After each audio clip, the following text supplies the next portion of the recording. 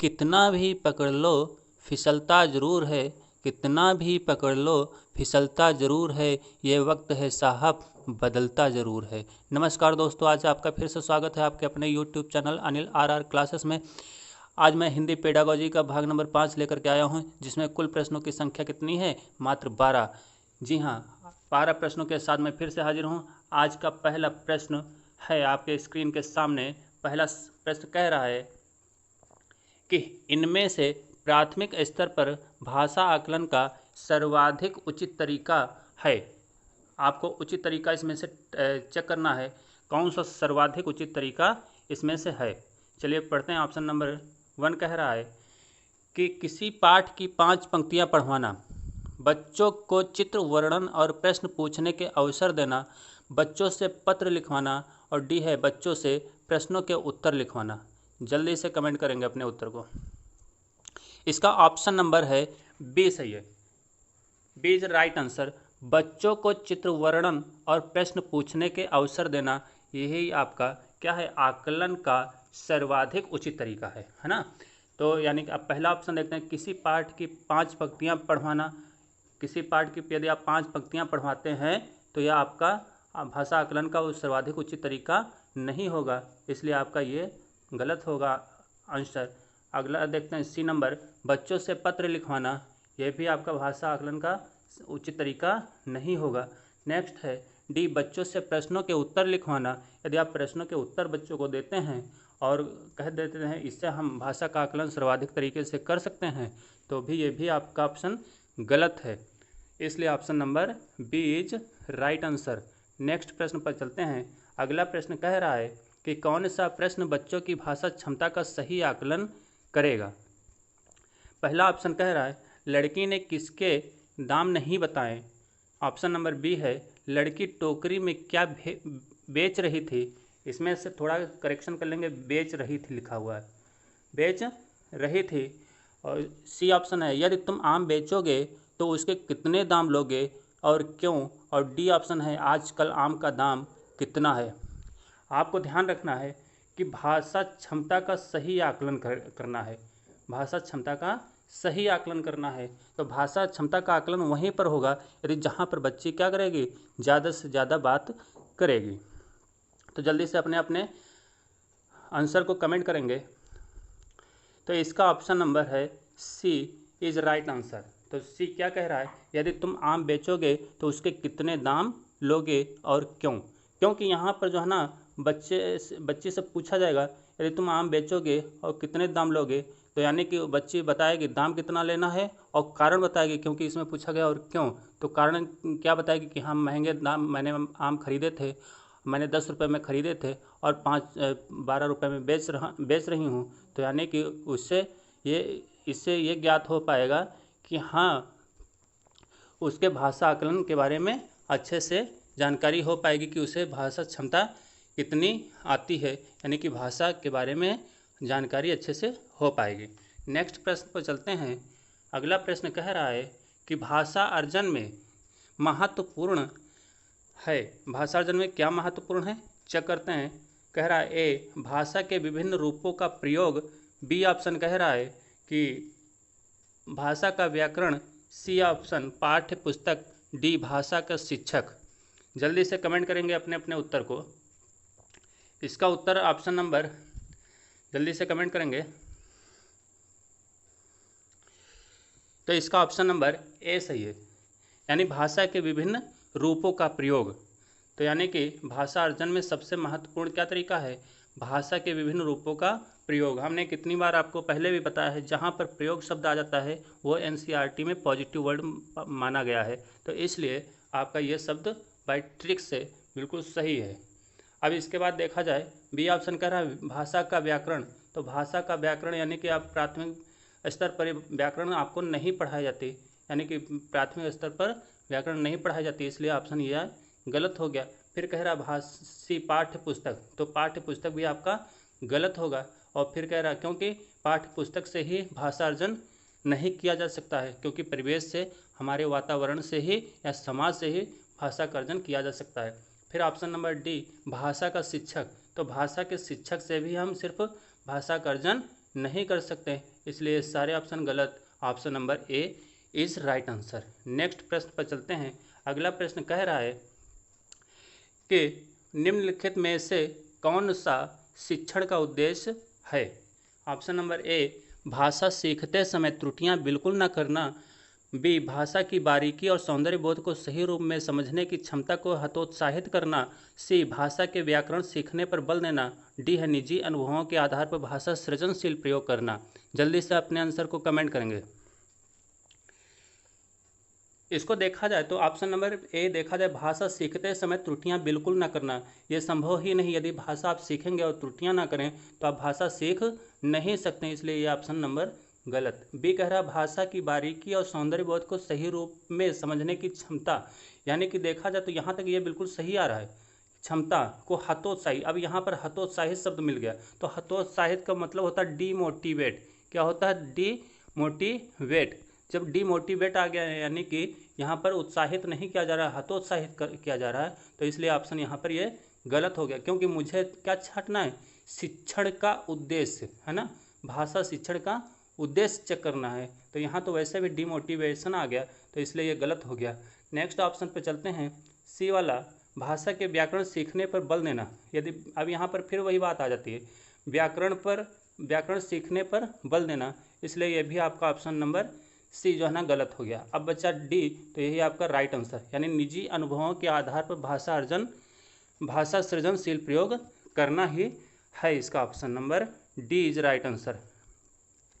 Next प्रश्न पर चलते हैं। अगला प्रश्न कह रहा है कि भाषा की पाठ्य पुस्तक का निर्माण करते समय सबसे कम महत्वपूर्ण बिंदु है। यानी आप भाषा की पाठ्य पुस्तक का निर्माण कर रहे हैं तो सबसे कम महत्वपूर्ण बिंदु ध्यान रखना है, सबसे कम।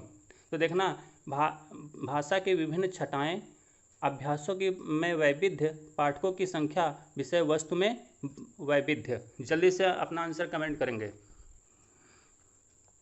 इसका ऑप्शन नंबर सी सही है, यानी कि ऑप्शन नंबर सी पाठकों की संख्या, जो पाठ हैं पाठ्य पुस्तक में यानी लेसन्स हैं उनकी जो है ना संख्या पर सबसे, यानी संख्या जो है ना वो सबसे कम महत्वपूर्ण है। ठीक है, बाकी के ऑप्शन भाषा की विभिन्न छटाएं ये भी इम्पॉर्टेंट है, अभ्यासों में वैविध्य ये भी पॉजिटिव वर्ड है ना। नेक्स्ट है विषय वस्तु में वैविध्य, ये भी पॉजिटिव, लेकिन कहा गया सबसे कम, तो सबसे कम यानी निगेटिव में यही आ रहा है, तो ऑप्शन नंबर आपका सी ही सही होगा, है ना।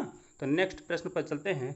अगला प्रश्न कह रहा है कि एक से अधिक भाषाओं का प्रयोग ऑप्शन नंबर ए किसी भी एक भाषा में निपुणता में बाधक है, ऑप्शन नंबर बी कक्षाई जटिलताओं को बढ़ाता है, सी शिक्षक के लिए गहन समस्या है, और डी संज्ञानात्मक विकास में सहायक है। Comment your answer.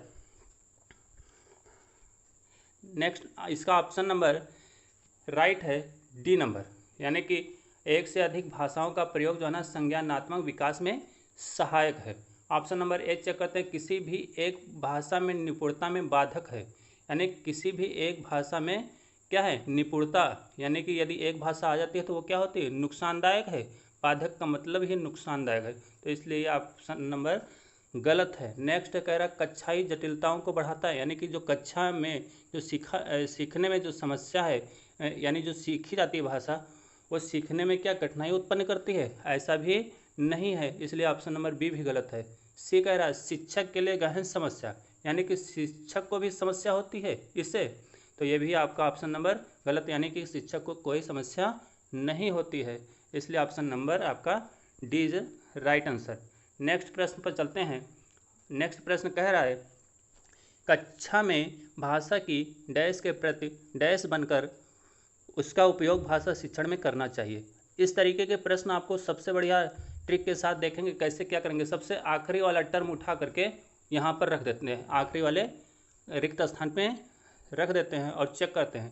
कहते हैं कैसे चेक करेंगे, प्रति विद्वान बनकर उसका उपयोग भाषा शिक्षण में करना चाहिए। तो विद्वान बनकर देखा जाए तो यहाँ से निगेटिव वर्ड आ रहा है, इसलिए ये आपका गलत हो गया, है ना। नेक्स्ट देखते हैं संवेदनशील, यानी प्रति संवेदनशील बनकर उसका उपयोग भाषा शिक्षण में करना चाहिए। तो संवेदनशील देखा जाए तो कुछ सही लग रहा है, चलिए इसको छोड़ देते हैं अभी। फिर सी वाला देखते हैं, कठोर वाला शब्द रखते हैं, इसको जब रखते हैं तो क्या बनता है, प्रति कठोर बनकर उसका उपयोग भाषा शिक्षण में करना चाहिए। तो कठोर शब्द जो है ना निगेटिव वर्ड बन रहा है, यानी कोई सेंटेंस नहीं आ रहा सही से, तो इसलिए ये भी आपका ऑप्शन नंबर गलत हो गया। फिर संवेदनशील इसे रखते हैं।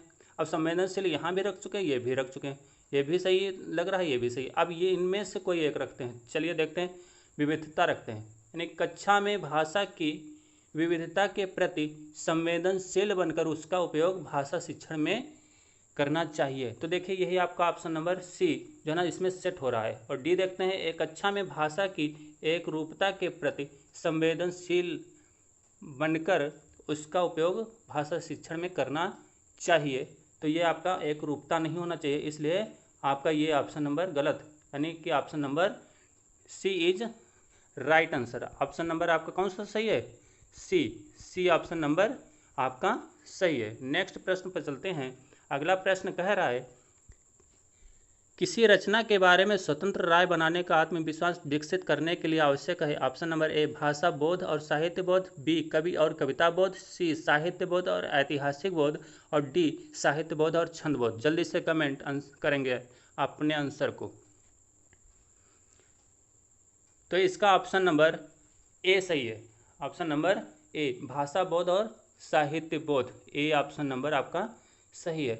अब देखते हैं, यदि आप यहाँ पढ़ेंगे स्वतंत्र राय बनाने का आत्मविश्वास विकसित करने के लिए, यानी रचना के बारे में, तो आपको भाषा बोध और साहित्य बोध का होना बहुत ज़रूरी है, इसलिए ए सही है। बी कवि और कविता बोध, कवि और कविता और बोध से आप क्या है स्वतंत्र राय नहीं बना सकते। क्यों? क्योंकि भाषा का बोध नहीं होगा। ध्यान रखेंगे, भाषा बोध बहुत इंपॉर्टेंट है, इसलिए इन समय कहीं भी भाषा बोध का जिक्र नहीं किया गया है, इसलिए बाकी के ऑप्शन गलत हो गए। Option number A is right answer. Next प्रश्न पर चलते हैं।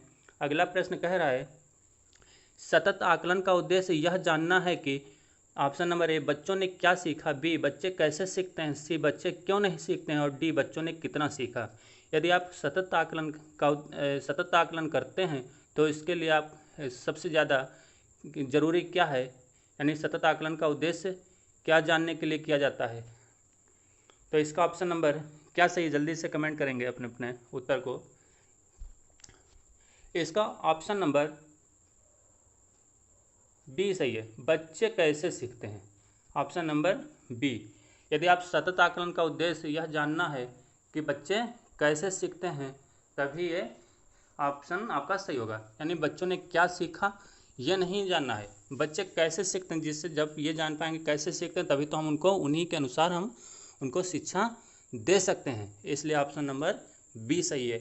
बच्चे क्यों नहीं सीखते हैं ये आपका ऑप्शन गलत है। बच्चों ने कितना सीखा ये गलत है, बच्चों ने क्या सीखा ये गलत है, इसलिए ऑप्शन नंबर बी ही इज राइट आंसर। नेक्स्ट प्रश्न पर चलते हैं।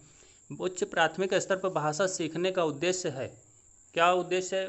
प्रश्नोत्तरी भाषण, अंत्याक्षरी का मात्र आयोजन करना, भाषा की बारीकी और सौंदर्य बोध को सही रूप में समझना, सी दूसरों के अनुभवों से जुड़ना, सवालों के जवाब देना, और डी है निजी अनुभवों को केवल लिखकर अभिव्यक्त करना। जल्दी से कमेंट करेंगे अपने उत्तर को। देखिए हमने पहले ही भी यहाँ पर बताया था, कुछ वर्ड मिलेंगे आपको निगेटिव वाले, पहचान करना है। देखिए इसमें पहले वाले में मात्र शब्द आ गया, लास्ट वाले में केवल शब्द आ गया, तो ये तो पहले ही दोनों हट गए, है ना। मात्र शब्द और केवल शब्द आ जाते हैं तो वो आपके निगेटिव वर्ड होते हैं। नेक्स्ट अब ध्यान देना है, ये निगेटिव और ये भी निगेटिव। अब बचा है दो ऑप्शन बचे हैं। सी वाला देखते हैं, दूसरों के अनुभवों से जुड़ना, सवालों के जवाब देना। ये यहाँ तक तो देखा जाए सही है, दूसरों के अनुभवों तक जुड़ना तो सही है, लेकिन सवालों के जवाब देना ये आपका निगेटिव हो गया। फिर भाषा की बारीकी और सौंदर्य बोध को सही रूप में समझना, तो ऑप्शन नंबर बी क्या होगा, सही होगा। नेक्स्ट प्रश्न पर चलते हैं। अगला कह रहा है, ज्ञान से संबंधित अन्य विषयों की समझ का विकास तथा उससे आनंद उठाने की क्षमता का विकास उच्च प्राथमिक स्तर पर भाषा सीखने का एकमात्र उद्देश्य है, एक महत्वपूर्ण उद्देश्य है, सर्वाधिक महत्वपूर्ण उद्देश्य है, सबसे कम महत्वपूर्ण उद्देश्य है। तो इसका ऑप्शन नंबर बी सही है, यानी एक महत्वपूर्ण उद्देश्य है। अब एक मात्र मैंने कहा था, मात्र शब्द आ जाए तो देखिए यहाँ पर मात्र आ गया इसलिए ये हट गया, है ना। अब इसके बाद सबसे कम, तो ये आपका गलत हो गया, क्योंकि ये भी आपका सबसे कम कहा गया ना। और जबकि यहाँ पूछा क्या गया है, पूछा यह गया है कि ज्ञान से संबंधित अन्य विषयों की समझ का विकास तथा उससे आनंद उठाने की क्षमता का विकास उच्च प्राथमिक स्तर पर भाषा सीखने का क्या है, सबसे कम महत्वपूर्ण उद्देश्य। तो महत्वपूर्ण कम हो ही नहीं सकता। फिर सर्वाधिक महत्वपूर्ण उद्देश्य, अब इसमें देखिए दो शब्द हैं, व्यापक शब्द है ना, बड़े शब्द, तो यानी कि जिनका अर्थ क्या है, बड़ा निकलता हो। तो सर्वाधिक और महत्वपूर्ण, यानी दो एक साथ मैं क्या है, सेटिस्फाई नहीं हो पा रहे हैं, इसलिए आपका ये भी गलत हो गया। तो आपका ऑप्शन नंबर बी सही होगा। नेक्स्ट प्रश्न पर चलते हैं। अगला प्रश्न कह रहा है कि भाषा शिक्षण की कौन सी विधि मातृभाषा को मध्यस्थ बनाए बिना दूसरी भाषा को सिखाने पर बल देती है। पहला है प्रत्यक्ष विधि, दूसरा है द्विभाषी, तीसरा है अनुवाद विधि और चौथा है व्याकरण विधि और अनुवाद विधि दोनों। जल्दी से कमेंट करेंगे दोस्तों। हमारी वीडियो को आप शेयर करिए, लाइक करिए, सब्सक्राइब करिए और कमेंट करिए। हाँ, इतना आप लोग ज़रूर करेंगे। चलिए इसका ऑप्शन नंबर बताते हैं क्या सही है। ऑप्शन नंबर ए सही है। ऑप्शन नंबर ए कह रहा है प्रत्यक्ष विधि।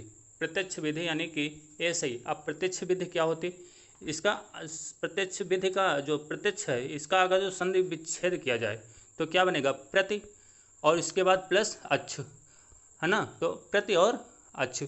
अब देखा जाए प्रति का होता है सम्मुख, क्या होता है, सम्मुख। अब इसके बाद जो ये सम्मुख है और इसका अच्छ का होता है आपका आँख, यानी कि अब यहाँ पर समझेंगे, यानी कि आँखों के जो सामने हो वह प्रत्यक्ष कहलाता है ना। यानी प्रत्यक्ष विधि वह होती है जो भाषा से ही भाषा सीखी जाती है। क्या कहा जाता है, भाषा से ही भाषा सीखी जाती है, उसे हम प्रत्यक्ष विधि कहते हैं। अब जैसे कोई मान लो मुझे उर्दू नहीं आती है, ठीक, तो अब उर्दू क्या है, किसी दूसरे व्यक्ति से हम डायरेक्टली सीखें, है ना, बोल कर सीखें, लिख कर नहीं, बोल कर, तो वो क्या कहलाती है, प्रत्यक्ष विधि कहलाती है। तो इसलिए ऑप्शन नंबर ए सही होगा। हाँ, प्रत्यक्ष विधि जो है ना 6 टाइप की होती है, 6 प्रकार की, वो भी किसी वीडियो में बना करके आप सभी को बता देंगे। तब तक के लिए दोस्तों नमस्कार।